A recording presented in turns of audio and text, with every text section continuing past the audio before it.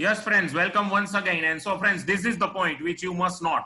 અને તમને મેં કીધું એમ તમે ગાંધીજીને યાદ રાખો આ પોઈન્ટ સમજતી વખતે કે ગાંધીજી પાસે ફર્સ્ટ ક્લાસની ટિકિટ હતી, ગાંધીજી પાસે બધા એટિકેટ હતા, એ ફ્લુઅન્ટ ઇંગ્લિશ બોલતા હતા, ગાંધીજી એક સૂટ બૂટ કોટ ટાઈ બધું પહેરેલું હતું, તો ફર્સ્ટ ક્લાસના કમ્પાર્ટમેન્ટમાં દાખલ થવા માટેની બધી જ રિક્વાયરમેન્ટ મહાત્મા ગાંધીએ ફૂલફિલ કરેલી. તેમ છતાં એને ટ્રેનમાંથી શું કામ ઉતારી દીધા? કારણ કે સાઉથ આફ્રિકામાં જે અંગ્રેજ શાસન હતું એને કાયદો બનાવ્યો હતો કે કાળિયાઓને પહેલા ગ્રુપના કમ્પાર્ટમેન્ટમાં પહેલા વર્ગના કમ્પાર્ટમેન્ટમાં પ્રવેશ આપવાનો નહીં, ભલે બધી જ લાયકાતી ધરાવતા હોય પણ they are not allowed to get entry into the first class compartment, and that's why Gandhiji had been denied having access of the first class compartment. અને એટલું જ નહીં, એને આખી ટ્રેનમાંથી ધક્કા મારીને ઉતારી નાખ્યા. એવું કહેવાય છે કે ઈ જે બનાવ બન્યો એને ભારતમાં અંગ્રેજ શાસનના પાયા હલબલાવવામાં બહુ મહત્વની ભૂમિકા ભજવી. કારણ કે જો ગાંધીજીનું ત્યારે ત્યાં અપમાન ન થયું હોત તો એનામાં જે વિદ્રોહની ભાવના અને બદલો લેવાની તો ભાવના એનામાં ક્યારેય જાગૃત થાય એવી નહોતી, પણ એનામાં એક ન્યાય મેળવવાની ઝંખના, એક સમાન હક મેળવવાની ઝંખના ક્યારેય જાગૃત જ ન થઈ હોત, અને તો એ ક્યારેય સત્યાગ્રહના રસ્તે ન ચડ્યા હોત, અને તો એ ક્યારેય સ્વાતંત્ર્ય સેનાની ન બન્યા હોત. એટલે ઘણી વખત જો અને તોની આપણે વાત જો ઇતિહાસમાં માંડીએ તો એના રિપરકશન્સ, એના કોન્સિક્વન્સીસ, એના પરિણામો ક્યાંના ક્યાં પડતા હોય છે. કે સેન્ટ પિટ્સબર્ગની એક કોલ્ડ વિન્ટરી નાઇટના દિવસે બનેલી એક નાની ઘટના કે એક ભારતીય કાળિયાને ટ્રેનમાંથી ઉતારી મૂક્યો અને એને કદાચ બ્રિટિશ સલ્તનતના પાયા હચમચાવી નાખ્યા, એમ કહી તો કઈ ખોટું નથી ફ્રેન્ડ્સ. એટલે આ વસ્તુ જે છે એ તમે યાદ રાખજો. એટલે બધી જ લાયકાત ધરાવતા હોવા છતાં અહીંયા એગ્રીમેન્ટમાં બધી જ લાયકાત છે, એગ્રીમેન્ટ બધા જ ઇસેન્શિયલ એલિમેન્ટ્સ ધરાવે છે, પણ તેમ છતાં ઇન્ડિયન કોન્ટ્રાક્ટ એક્ટ એને કહે છે કે નહીં, even if you possess all other essential elements, we do not want to treat you as a valid contract. Even if you possess all essential elements, we are expressly declared you as a void agreement, and so get lost. You will not be allowed any entry in the room where only contracts can enter. Even if you possess all essential elements, even if you possess all qualification, even if you have all the virtues and all the features to become a contract, still we are declaring you expressly as a void agreement, and so just get lost. That's it. આ વસ્તુ છે friends. Okay.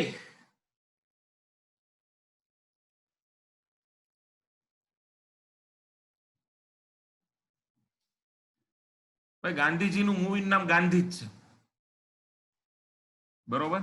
Richard એટનબરો નામના ડિરેક્ટરે બનાવેલું, 1982માં release થયું હતું અને 1982માં એને 12 Grammy awards, 12 Oscar award મળ્યા.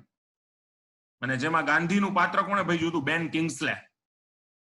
બેન કિંગ્સલે જે છે એ લંડનનું નાગરિકત્વ ધરાવતો ભારતીય મૂળનો ખોજો હતો, ખોજો ઇસ્માઇલી ખોજા. એનું સાચું નામ હતું કૃષ્ણ ભાણજી, કચ્છના હતા, કચ્છના ખોજા હતા, ઇસ્માઇલી ખોજા. નામદાર આગા ખાન સાહેબમાં માને ઈ લોકો, અને એને ગાંધીનો રોલ ભજવ્યો હતો એમાં. યા ખોજા, ઇસ્માઇલી ખોજા એટલે આમ મૂળ લોહાણા જ, પણ લગભગ 3-4 પેઢી પહેલા ઈ લોકો ઇસ્લામ અંગીકાર કરી લીધો. એમ માનો ને 1840 થી 50 ની વચ્ચે ઇસ્લામ અંગીકાર કર્યો, 4 પેઢી પહેલા. બાકી આમ કાં તો લોહાણા હોય ને કાં ભાટિયા હોય. જેમ કે તમને જાણીને આશ્ચર્ય થશે કે પાકિસ્તાનના રાષ્ટ્રપિતા છે મોહમ્મદ અલી ઝીણા. મોહમ્મદ અલી ઝીણાનું મૂળ વતન મોટી પાનેલી. મોહમ્મદ અલી ઝીણાભાઈ પુંજાભાઈ વાલજી અને વાલજી નારણજી. એ વાલજી નારણજી જે હતા ને એ લોકો લુહાણા હતા. વાલજી નારણજી મોહમ્મદ અલી ઝીણાના પરદાદા. એ 1848ની સાલમાં એના દાદા, આમ તો પરદાદા નહીં, મોહમ્મદ અલી ઝીણાના દાદા 1848ની સાલમાં રાજકોટમાં નામદાર આગા ખાન સાહેબ ઈ સમયના જે હોય આવ્યા હતા રાજકોટમાં. અહીંયા શાસ્ત્રી મેદાન તો નહોતું ત્યારે, પણ અહીંયા કોટક સ્કૂલની જગ્યાએ તળાવ હતું. એ તળાવના કિનારે મેદાન હતું. એ મેદાનમાં એની સભા થઈ હતી. એ સભામાં એને હાજરી આપી હતી, અને એ સભા પૈતી પછી એને નક્કી કર્યું કે એમાં એના શું કામ એને નક્કી કર્યું ક્યારેક કહીશ તમને પછી, પણ એને ઇસ્લામ અંગીકાર કરી લીધો. અને પછી ઇસ્લામ ધર્મ એને અંગીકાર કરીને ખોજા બની ગયા. પછી એનો દીકરો જે છે એ બહુ આમ પાતળો હતો, અતિશય પાતળો, વાલજી બાપાનો દીકરો, એટલે એને ઝીણો કહેતા.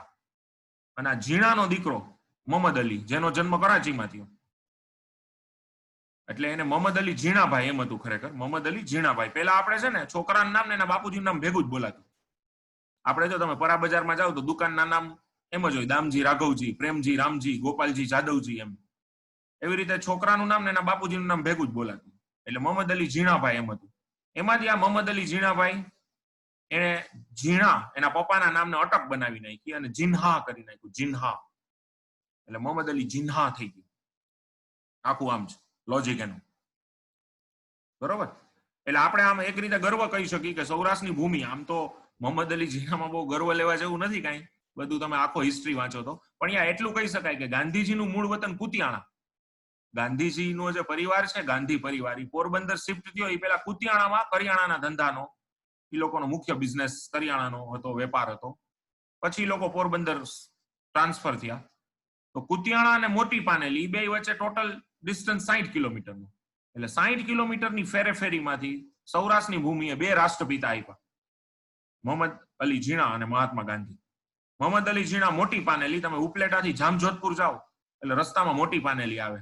મોટી પાનેલીમાંથી બીજો વાણિયો આવ્યો એક હર્ષદ મહેતા, જેના ઉપરથી હમણાં એક વેબ સિરીઝ કે મૂવી આવી રહ્યું છે, બિગ બુલ, જેમાં અભિષેક બચ્ચને હર્ષદ મહેતાનો રોલ કર્યો છે. ઈ જે વ્યક્તિ ઉપરથી મૂવી બન્યું એ હર્ષદ મહેતા પણ મોટી પાનેલી. અને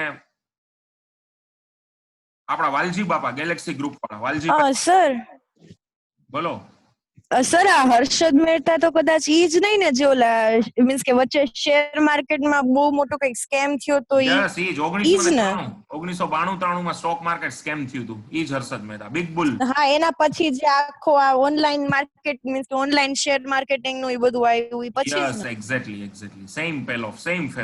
ઈ પણ મોટી પાનેલીના.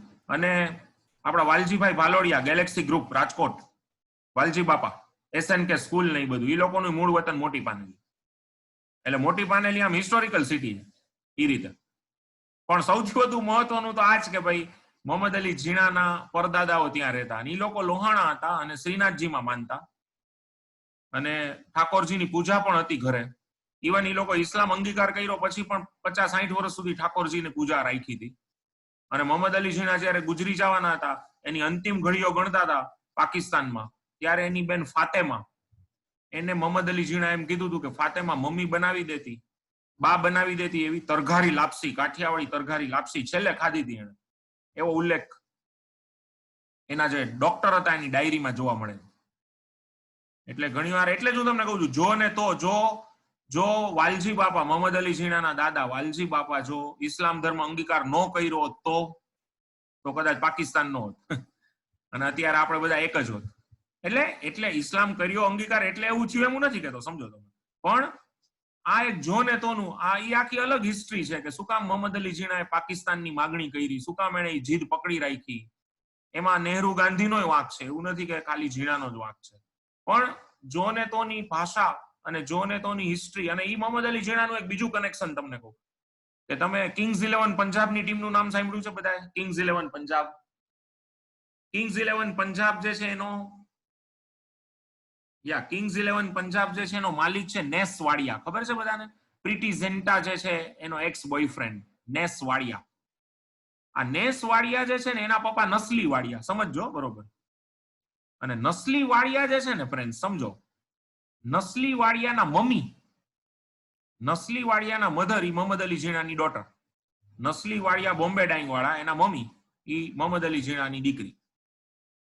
એટલે એક બીજું કનેક્શન પણ છે મોહમ્મદ અલી ઝીણા અને બોમ્બે ડાઈંગ ગ્રુપ આરે. મોહમ્મદ અલી ઝીણાની દીકરી જે છે એને પારસીમાં લગ્ન કર્યા હતા અને વાડિયા ફેમિલી. પછી મોહમ્મદ અલી ઝીણા એને ત્યજી દીધી હતી કારણ કે એને પારસીમાં મેરેજ કર્યા. પણ એનો દીકરો નસલી વાડિયા અને નસલી વાડિયાનો દીકરો આ નેસ વાડિયા.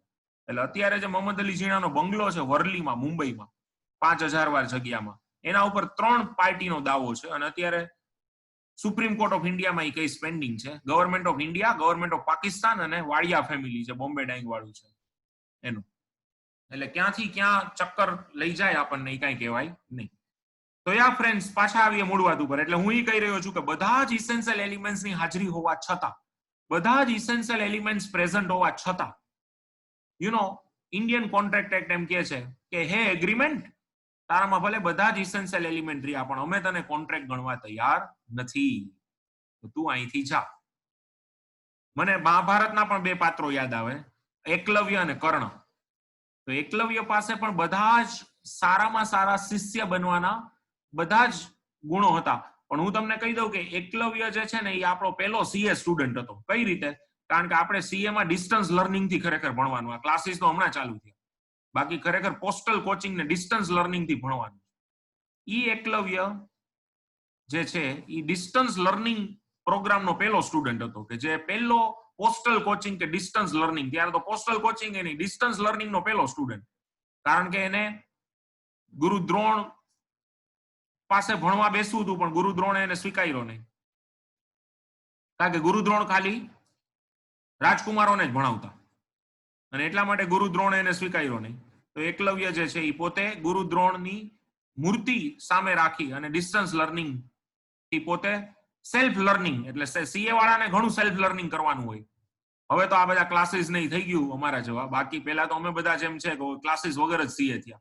કોઈ પણ સિનિયર સીએ ને પૂછો તો ક્લાસીસ તો કઈ હતા નહીં ત્યારે, તો બધાને હાથે જ ભણવું પડતું. તો ડિસ્ટન્સ લર્નિંગ નો પહેલો સ્ટુડન્ટ એકલવ્ય. એ જ રીતે કર્ણને પણ જે છે એ પરશુરામ પાસે ભણ્યા. પરશુરામ એના ગુરુ કર્ણના. પણ એનો એવો રૂલ હતો કે એ માત્ર બ્રાહ્મણને જ ભણાવે, અને પછી કર્ણ ખોટું બોલીને એની પાસે ભણે છે, અને લેટર ઓન ડિટેક્ટ થાય છે કે એ બ્રાહ્મણ નથી. એટલે પછી એને શ્રાપ આપે છે કે તું એન્ડ ટાઈમે બધું ભૂલી જઈશ, તારી એક્ઝામ ટાઈમે ટૂંકમાં છેલ્લી 3 કલાકમાં તને કાંઈ યાદ આવશે નહીં. તો બધી જ યોગ્યતા હોવા છતાં એકલવ્યને પ્રવેશ ન મળ્યો, કારણ કે ગુરુ દ્રોણે કાયદો બનાવ્યો હતો પોતાની રીતે, એક્સપ્રેસલી ડિક્લેર્ડ વોઇડ, કે ભાઈ અધર ધેન રાજકુમાર્સ. અને ત્યારે મને આશ્ચર્ય થતું કે ભાઈ એવું થોડું હોય કે રાજકુમારને જ ભણાવે. પણ અત્યારે હું ઘણી બધી સ્કૂલ જોઉં છું, જેમ કે રાજકુમાર કોલેજ. તો રાજકુમાર કોલેજમાં હમણાં સામાન્ય માણસોને પ્રવેશ મળે છે. બાકી રાજકુમાર કોલેજ કોના માટે હતી કયો? એમાં ધારો કે આજથી 100 વર્ષ પહેલા મારે એમાં એડમિશન લેવું હોત એઝ એ કોમન મેન તરીકે, તો મને ન આપતી. મને કહી દે કે ભાઈ આ કોલેજ માત્ર કોના માટે છે? પ્રિન્સરલી સ્ટેટ્સના પ્રિન્સ અને પ્રિન્સેસીસ. પ્રિન્સેસીસ નહીં, ખાલી પ્રિન્સ માટે જ હતી. ખાલી રાજકુમારો માટે જ કોલેજ હતી, એટલે તેનું નામ રાખ્યું રાજકુમાર કોલેજ. એવી એક અજમેરમાં બનાવી હતી મેયો કોલેજ, જે બધા રાજસ્થાન રાજપૂતાનામાં જેટલા પ્રિન્સરલી સ્ટેટ્સ હતા એના સંતાનો માટે. અને આ રાજકુમાર કોલેજ ખાલી અહીંના આપણા કાઠિયાવાડમાં બહુ બધા પ્રિન્સરલી સ્ટેટ્સ હતા, એના બધાના સંતાનો માટે રાજકુમાર કોલેજ. આપણા કવિ નાનાલાલ અસત્યો માહેથી પ્રભુ પરમ સત્ય તું લઈ જાય, એ રાજકુમાર કોલેજના શિક્ષક રહી ચુક્યા છે. અને ઘણા બધા જેમ કે કવિ કલાપી, પછી મહારાજા રણજીતસિંહજી છે જેના નામથી રણજી ટ્રોફી રમાય છે, મહારાજા દુલીપસિંહજી જેના નામ ઉપર દુલીપ ટ્રોફી રમાય છે. આ બધા જ એક સમયે રાજકુમાર કોલેજના સ્ટુડન્ટ્સ રહી ચુક્યા છે. હવે અત્યારે રાજકુમાર કોલેજમાં પ્રવેશ આપે છે, પણ અત્યારે કેવા લોકો ત્યાં એડમિશન લઈ શકે કે જેના મમ્મી જેના પપ્પા ખૂબ માલેતુજાર હોય, ખૂબ પૈસાદાર હોય, એવા જ લોકો રાજકુમાર કોલેજની ફી પોસાય. એટલે આજની તારીખે હજી એક પ્રકારની ભેદભાવ તો છે જ કે કોઈ સામાન્ય વ્યક્તિને રાજકુમાર કોલેજમાં બાળકને ભણાવવો હોય તો એ ન ભણાવી શકે, કારણ કે એની ફી જ એવી છે કે તમે એને એડમિશન જ ન અપાવી શકો. આવું છે. એટલે હજી પણ એમાં કઈ લાંબો ફેર પડ્યો નથી. તો આઈ હોપ કે તમને વોઇડ એગ્રીમેન્ટ વિશે થોડી ક્લેરિટી આવી હશે. વરસાદ એક ધારો અસ્ખલિતપણે વહી રહ્યો છે, ચાલુ છે. આપણે આપણું કામ આગળ વધીએ અને છેલ્લા પોઈન્ટ ઉપર હું આવી જાઉં. આજનો છેલ્લો પોઈન્ટ. કાંઈ બીજો ડાઉટ હોય તો કયો ફ્રેન્ડ્સ તમને. Anyone has any doubt? Sir પણ એક વાત કહેવી હતી ખાલી. બોલો બેટા. કે મેં આ વખતે મહાભારત હમણાં જ જોયું ને, તો એમાં ઈ એમ કે છે દ્રોણાચાર્ય ઈ કે મેં ઓલાનો અંગૂઠો એટલે કાપ્યો કારણ કે ઈ જ પછી હસ્તિનાપુર ઉપર અટેક કરત, એટલે ઈ કે મારા શિષ્યના ઓલામાં જાવત, એટલે ઈ કે મેં એનો કાપી નાખ્યો. સાચી વાત છે. એકલવ્ય કૌરવો તરફથી લડ્યા હતા મહાભારતનું યુદ્ધ.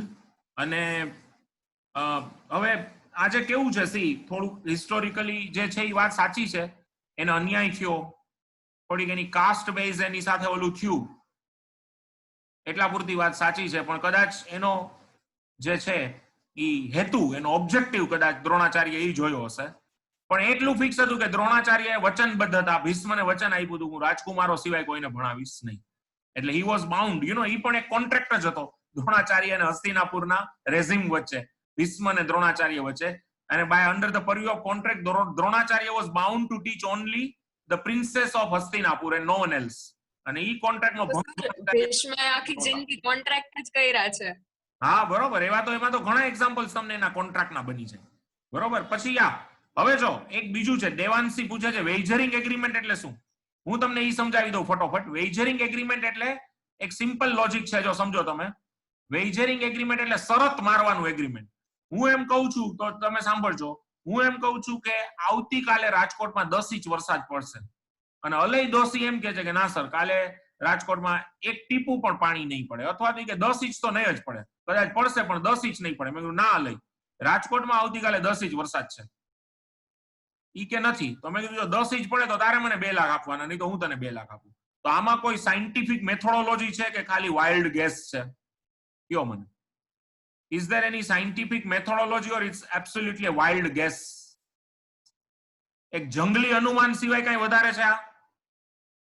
કયો મને. બરોબર ને, જંગલી અનુમાન જ છે ને. અને એટલા માટે આ છતાં એગ્રીમેન્ટ તો થયું. અમે બે સાઇન કર્યું એગ્રીમેન્ટ કે જો કાલે 10 ઇંચ વરસાદ આવે અલય તો તારે મને 10 લાખ આપવાના, નહીં તો 10 ઇંચ થી 1 મિલીમીટર ઓછો વરસાદ આવે તો હું તને 10 લાખ 2 લાખ આપીશ, નહીં તો તારે મને 2 લાખ આપવાના. તો એગ્રીમેન્ટ જેવું થયું ને એટલે એ શું ગણાશે? વેજરિંગ એગ્રીમેન્ટ ગણાશે. શું ગણાશે? વેજરિંગ agreement. It will be treated as a wagering agreement. Understand, dear friends? શરત મારવાના બધા એગ્રીમેન્ટ વેજરિંગ એગ્રીમેન્ટ. હું એમ કહું કે હમણાં ભારત ઓસ્ટ્રેલિયા વચ્ચે જે સિરીઝ છે ઓક્ટોબરમાં, એમાં પહેલા વન ડે મેચમાં વિરાટ કોહલી સદી મારે છે, અને આપણો સિદ્ધાર્થ નિર્મલકર એમ કે છે કે સાહેબ સદી નહીં કરે. ઈ મારી ગેરંટી, પહેલા મેચમાં વિરાટ કોહલી સદી નહીં કરે. કારણ કે ઓસ્ટ્રેલિયા વાળા આવ્યા હોય ને હજી શરૂઆતમાં આપણને અનુભવ ન હોય ને, ઓસ્ટ્રેલિયાની બોલિંગ લાઈનઅપ એવી છે ને કે કોઈની તાકાત નથી કે પહેલા જ મેચમાં સદી કરે. મેં કીધું ભાઈ કોહલીને તું ઓળખતો નથી હજી. Kohli is one of the best batsman India ever had, even perhaps sometimes better than Sachin. એટલે મને તો પૂરો વિશ્વાસ છે કે પહેલા મેચમાં કોહલી સદી ફટકારે છે. ઈ કે નો કરે. મેં કીધું જો સદી કરે કોહલી તો તારે મને 1 લાખ દેવાના, નહીં તો હું તને 1 લાખ આપીશ. જો સદીથી 1 રન ઓછો કરે 99 માં આઉટ થાય ને તોય મારે તને 1 લાખ દેવાના. તો ફ્રેન્ડ્સ, અમારા બે વચ્ચે એગ્રીમેન્ટ થઈ ગયું. આને વેજરિંગ એગ્રીમેન્ટ કહેવાય. અને વેજરિંગ એગ્રીમેન્ટ એબ્સોલ્યુટલી વોઇડ જ હોય, હંમેશા વોઇડ હોય. હા, સટ્ટો કયો એને, ગેમ્બલિંગ કયો, જુગાર કયો, જે નામ આપવું હોય આપો તમે. આ વેજરિંગ છે, બેટિંગ કયો, ઈ વોઇડ એબ ઇનિશિયો છે. બરોબર, તો વેજરિંગ નો મતલબ એ ક્લિયર થઈ ગયો તમને આજે. હવે છેલ્લે લઈ લઉં agreement in restraint of legal proceeding. એટલે શું ફ્રેન્ડ્સ? એક સિમ્પલ એક્ઝામ્પલ ખાલી આપી દઉં. લીગલ પ્રોસિડિંગ એટલે કાયદાકીય રીતે જે કેસ ચાલતો હોય એને રોકતું. રિસ્ટ્રેન્ટ એટલે રોકવું કે અંકુશ મૂકવું. રિસ્ટ્રેન્ટ, અહીંયા જ્યાં રિસ્ટ્રેન્ટ શબ્દ છે એનો મતલબ છે કંઈક રોકવું અથવા તો અંકુશ મૂકવું, એટલે રિસ્ટ્રેન્ટ. બરોબર છે? ક્લિયર છો બધા? તો agreement in restraint of legal proceeding એટલે કાયદાકીય કાર્યવાહી જે ચાલતી હોય કોર્ટમાં એના ઉપર કંટ્રોલ મૂકતો, એના ઉપર અંકુશ મૂકતા જેટલા એગ્રીમેન્ટ છે ને વોઇડ એબ ઇનિશિયો. બરોબર? કોર્ટમાં ચાલતી કાયદાકીય કાર્યવાહી ઉપર અંકુશ મૂકતા બધા જ એગ્રીમેન્ટ. રિસ્ટ્રેન્ટ એટલે અંકુશ મૂકવો, અંકુર મૂકવો નહીં હો, અંકુશ મૂકવો. રિસ્ટ્રેન્ટ એટલે અંકુશ મૂકવો, કંટ્રોલ કરવું. એ રિસ્ટ્રેન્ટ કહેવાય. રિસ્ટ્રેન્ટ આપણે કહીએ ને, રિસ્ટ્રેન્ટ યોરસેલ્ફ, ડોન્ટ બિહેવ લાઈક એ જંગલી, don't behave like a wild animal. Restrain yourself. Have a restraint on your behavior. થોડોક અંકુશ મૂકો, તમારા વર્તન ઉપર થોડો કાબુ મૂકો. આડેધડ બિહેવ કરો માં, નહીં તો કોક દેહે બે અડબુથમાં. બરોબર? યા કૃપાલી, જુગાર, ઈ વેજરિંગ. પણ રિસ્ટ્રેન્ટ એટલે અંકુશ. હવે સમજાણું બધાને? રિસ્ટ્રેન્ટ એટલે અંકુશ.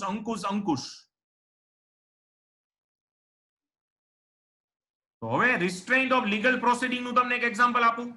Two control, yeah very good Nimisha. જો agreement in restraint of legal proceeding સમજો. એક્સ જે છે ને એને વાય નું ખૂન કરી નાખ્યું. કચાક 3 છરીના ઘા હલાવી દીધા. વાય તરફડીને મૃત્યુ પામ્યું. આ આખા બનાવનો આઈ વિટનેસ, આખા બનાવનો આખા બનાવનો સાક્ષી એક જ વ્યક્તિ, ઝેડ. આનો આપણે હિન્દી પિક્ચરની ભાષામાં કહીને તો ચશ્મદીદ ગવાહ છે. શું છે? આઈ વિટનેસ. એટલે હિન્દી પિક્ચરમાં શું કહેવાય? ચશ્મદીદ ગવાહ. ઉર્દુ શબ્દ છે બધા. Z is an eyewitness of this particular incidence. તો X અને Z સમજો બરોબર, X અને Z વચ્ચે એક એગ્રીમેન્ટ થાય છે કે X એ કોર્ટમાં સાક્ષી તરીકે X અને Z વચ્ચે એગ્રીમેન્ટ થાય છે. X તો ખૂની છે એટલે X Z ને કહે છે કે Z, જો તું કોર્ટમાં સાક્ષી તરીકે ઉપસ્થિત નો રહે ને તો હું તને 50 લાખ રૂપિયા રોકડા આપી દઉં. અને Z આ એગ્રીમેન્ટની પ્રપોઝલ સ્વીકારી લે છે અને બે વચ્ચે એગ્રીમેન્ટ થાય છે. એ એગ્રીમેન્ટ પ્રમાણે Z એ કોર્ટમાં હાજર રહેવાનું નથી અને ચશ્મદીદ ગવાહ તરીકે ગવાહી કે જુબાની આપવાની નથી અને X એ Z ને 50 લાખ દેવા. આ એગ્રીમેન્ટ થઈ ગયું. આ એગ્રીમેન્ટ થયા પછી નિયત તારીખે Z કોર્ટમાં પહોંચી ગયો અને Z એ ગવાહી આપી, સાક્ષી આપી, જેને લીધે X ને ફાંસીની સજા થઈ. તો X કે માય લોર્ડ મને ચડાવી દેજો ફાંસી, પણ એ પહેલા મારે એક ફરિયાદ કરવી છે Z સામે. Z મારા 50 લાખ કટકટાવી ગયો છે અને X આખી માંડીને વાત કરી, જો આ રીતનું અમારા વચ્ચે એગ્રીમેન્ટ હતું જેમાં મેં Z ને પ્રપોઝલ મૂકી કે તું કોર્ટમાં હાજર ન રહેતો, સાક્ષી ન બનતો અને હું તને 50 લાખ રૂપિયા આપીશ. અને એને 50 લાખ લઈ ગયો મારી પાસે, પછી અહીંયા સાક્ષી તરીકે હાજર થઈ ગયો અને એને લીધે મને સીધું 302 લાગુ પડી ગયું અને ટુ બી હેંગ્ડ અન્ટિલ ડેથ નો તમે ઓર્ડર કરી દો માય લોર્ડ. તો પેલા આ ઝેડડાને કંઈક કરો, તમે ઝેડડાને કંઈક સજા કરો.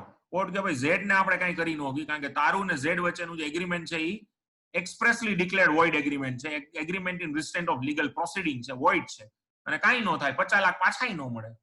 તું હવે એક કામ કર, અત્યારે રોજ હમણાં ભગવાનનું નામ જેટલું લેવાય એટલું લે, કારણ કે અઠવાડિયા પછી તને એક્ઝિક્યુટ કરી દેવામાં આવશે. ઓલો કે માય લોર્ડ તમે ચિંતા ન કરો, આપણે હાઈકોર્ટમાં અપીલ કરી જ છે. કોર્ટ કે તો કઈ ચિંતા કરમાં તું તારે, તો હજી 10 વર્ષ વયા જાય બીજા, પણ ઈ ત્યાં સુધીમાં કદાચ તું કુદરતી મૃત્યુ પામીશ, પણ અધરવાઇઝ તારું ને ઝેડ વચ્ચેનું એગ્રીમેન્ટ છે એ વોઇડ છે, એ તું યાદ રાખી લે. એના માટે હવે કોઈ દી અહીંયા આવતો નથી. That's all friends. તો બોલો, એક્સ ઇન્સેઇન નથી ભાઈ. ઇન્સેઇન એટલે તો ગાડું થાય, ગાડું. એક્સ ઇન્સેઇન નથી, એક્સ ડાયો જ છે પણ જનૂની છે. પણ મેઇન વસ્તુ સમજાણી તમને, આવા બધા એગ્રીમેન્ટ્સ કે જેમાં કોઈની યાર એવું નક્કી થાય કે તું સાક્ષી તરીકે હાજર ન રહેતો, અથવા તો કોઈની યાર એવું નક્કી થાય કે તું સાક્ષી તરીકે હાજર રહેજે પણ અમુક પ્રકારની જુબાની આપજે જેથી મને ફાયદો થાય, તો આવા બધા એગ્રીમેન્ટ્સ જે છે એ agreement in restraint of legal proceeding. Legal proceeding એટલે કોર્ટમાં ચાલતી કેસની કાર્યવાહી, જેને લીગલ પ્રોસિડિંગ કહેવાય. અને આ બધા જ એગ્રીમેન્ટ વોઇડ એમ ઇનિશિયો. ચલો હવે જણાવો તમે.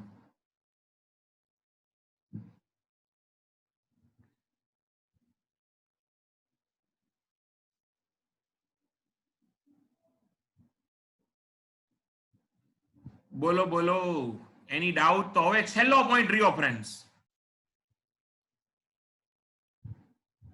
We are going to discuss the last point.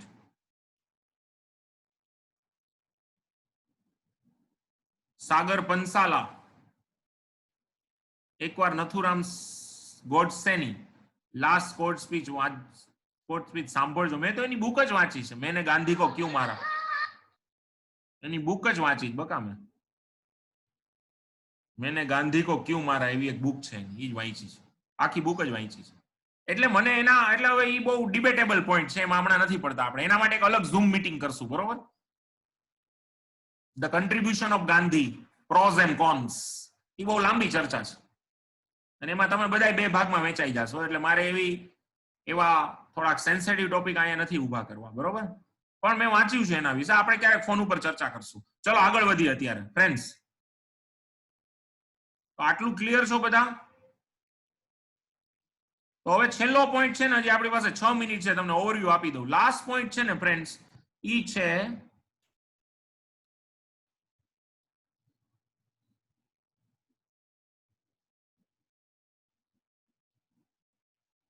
એક minute,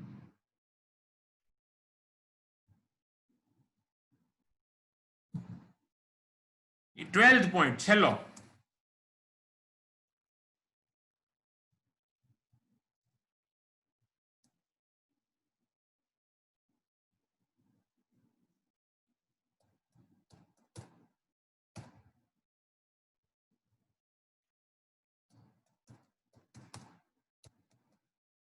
Certain agreements require fulfillment of specified formalities to be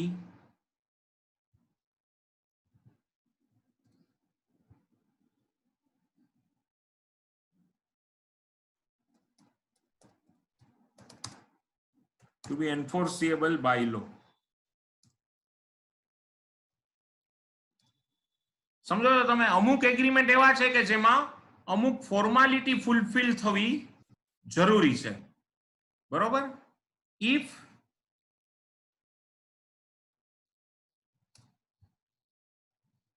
such formalities are not fulfilled, then such agreements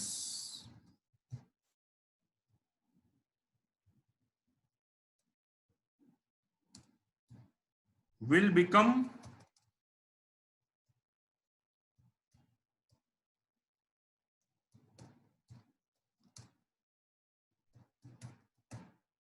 unenforceable contract. તમને જણાવી દઉં, એક આઈડિયા આપી દઉં કે અમુક ફોર્માલિટીઝ ફૂલફિલ થવી જોઈએ. બીજા બધા જ ઇસેન્શિયલ એલિમેન્ટ્સ હોય પણ અમુક ફોર્માલિટી ફૂલફિલ ન થઈ હોય તો આને વોઇડ એગ્રીમેન્ટ નહીં કહેવાય, વોઇડેબલ કોન્ટ્રાક્ટ નહીં કહેવાય, વોઇડ કોન્ટ્રાક્ટ નહીં કહેવાય, પણ આને શું કહેવાશે? અનએન્ફોર્સિયેબલ કોન્ટ્રાક્ટ. હા, એટલે હિતેશ તું અમુક રીતે સાચો છો, તો સારું કહેવાય તને આટલો વિચાર આવ્યો.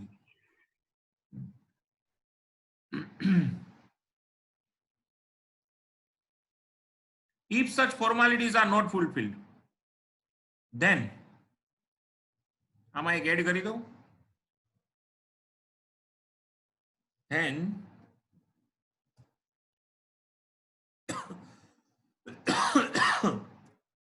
then even if an agreement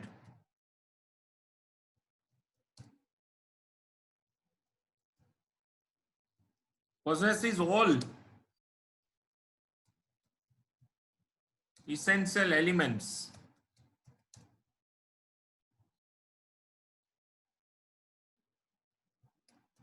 but the same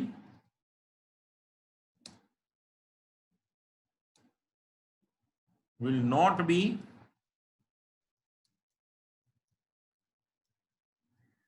enforceable by law, and it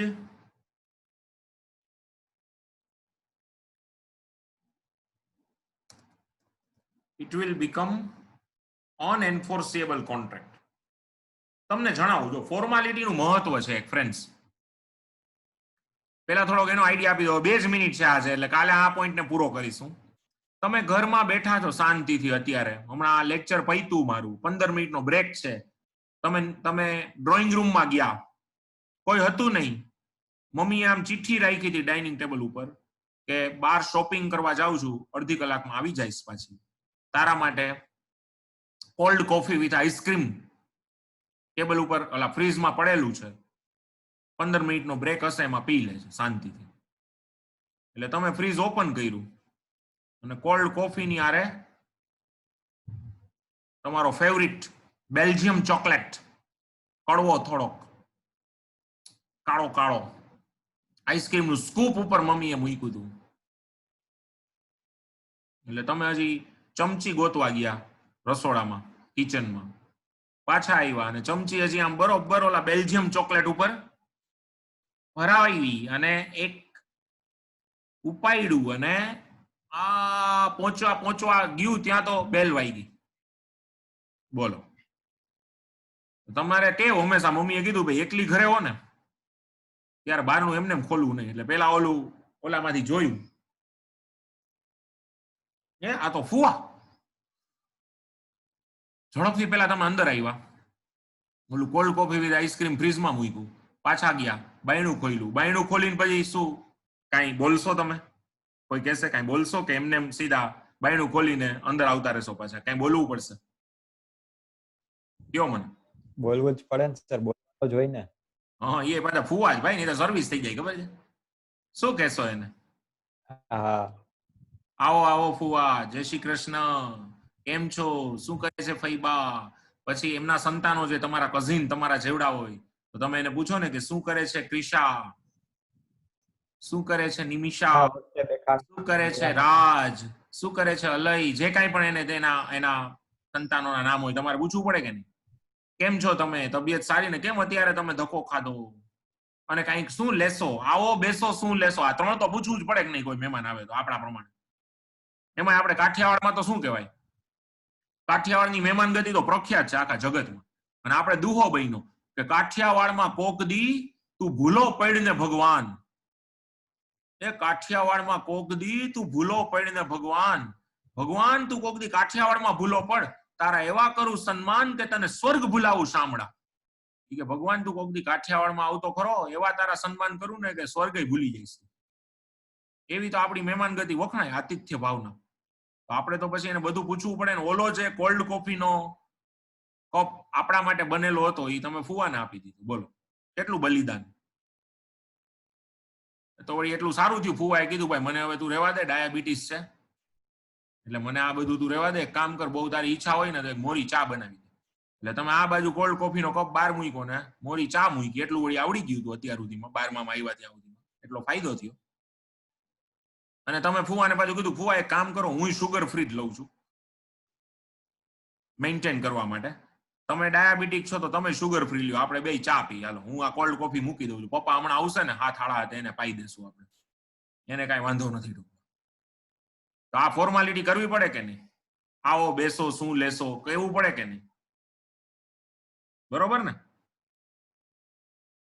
પણ હવે તમને કહું કે તમારા મોટા ભાઈ કે મોટી બેન કે નાનો ભાઈ કે નાની બેન, તમે આમ ડ્રોઈંગ રૂમમાં બેઠા હતા, 15 મિનિટનો બ્રેક હતો, એમાં તમે ડ્રોઈંગ રૂમમાં બેઠા હતા અને તમારો નાનો ભાઈ આવ્યો અને તમે આમ સોફા ઉપરથી ઊભા થઈને દોડ્યા, અરે આવો આવો, શું વાત છે, બહુ કહેવાય, આજે આટલા દિવસે અહીંયા બાજુ શું લેશો, આવો આવો પ્લીઝ બેસો બેસો ભાઈ, શું લેશો તમે આજે? કાંઈક આજે એમને એમ જવા નહીં દો પ્લીઝ, કાંઈક લેશો તો ખરા ને. શું કરે, સીધો સોફા ઉપરનો તકિયો છૂટો મોઢા ઉપર આવે કે નહીં, છાની મુની બેઠી રહેજો, ખોટી મસ્તી નહીં. હજી હું બહારથી આવ્યો ટ્યુશન માંથી, હા મમ્મી આને કે પેલા તું કારણ વગરની હાવ હળી કરી રાખસ, પાડી દઈશ હું તને કહું, તું ભાઈ મને ખોટું સિરિયસલી, અને પછી તું જ જઈશ પપ્પા પાસે ફરિયાદ લઈને, આ મને મારે છે ને, આ મને હેરાન કરે છે ને, આ મારું બધું હંતાડી દે છે ને, રિમોટ હંતાડી દે છે ને, મારી મેકઅપ કીટ હંતાડી દે છે ને, બધું કાંઈ હાથમાં નહીં આવે, કહી દઉં આવી મસ્તી કરી ને તો અત્યારે અમથી ખોટી મગજમારી કરમાં. ક્લાસેથી હજુ અહીંયા બહારથી આવ્યો, એને બોલો ક્યાંક પરાણે મમ્મીએ બેહાડ્યો છે પર્સનલ ટ્યુશનમાં, એકલાને મોકલે છે, એમાં એને મજા નથી આવતી કે તારે અહીંયા ઘરે ટીવીમાં જોવાનું, અમારે ત્યાં આમ થમતું ઓલાની સામે બેહવાનું, 4 કલાક સુધી ભણાવી રાખે, ખબર તને, વચ્ચે કાંઈ બ્રેક નથી આપતા. તમે તો આરામ મોબાઈલમાં ક્યારે લેક્ચર જોતા જોતા ક્યારે ગેમ રમવા માંડો, ક્યારે ઇન્સ્ટા ઓપન કરીને બેસી જાવ, મમ્મીને થોડી ખબર પડવાની, અમારે તો સતત ભણવું પડે. બોલો કરાય આવી કોઈ ફોર્માલિટી કરો તો મમ્મી આવે કે પપ્પા આવે બહારથી અને તમે ઉભા થઈ જાઓ, ઓરો પપ્પા આવો આવો આવો આવો બેસો બેસો, શું લેશો આજે, શું લેશો, આવું કરો છો ક્યારેય તમે? એને ખબર પડી જાય કે આ કઈક મસ્તી ચડી.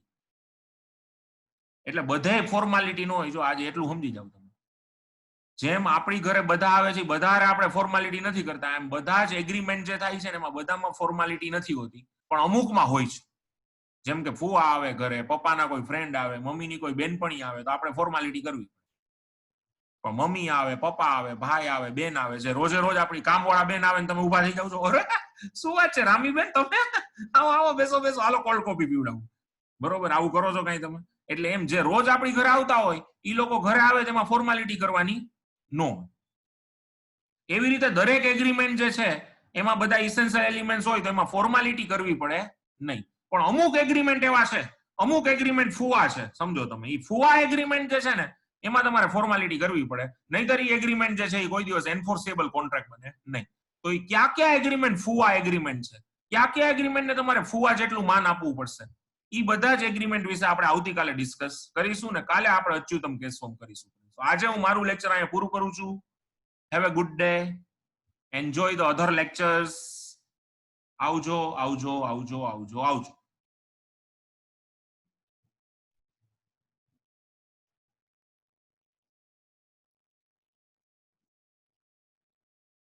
બસ બદલાવો, ભાગો બધા આવે.